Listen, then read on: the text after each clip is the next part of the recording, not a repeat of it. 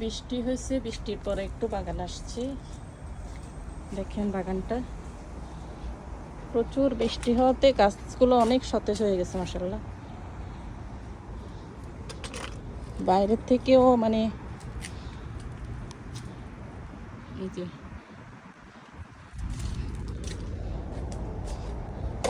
এতগুলো টমেটো নিচ্ছি দেখেন আজকে, আরও নেব, আরও আছে, এই যে আরও আছে, প্রচুর হয়েছে এবার। এই যে ভিতরে ভিতরে অনেক,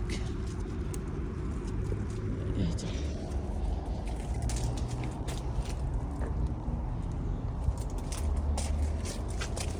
এই যে আরও আছে, হলুদ হলুদ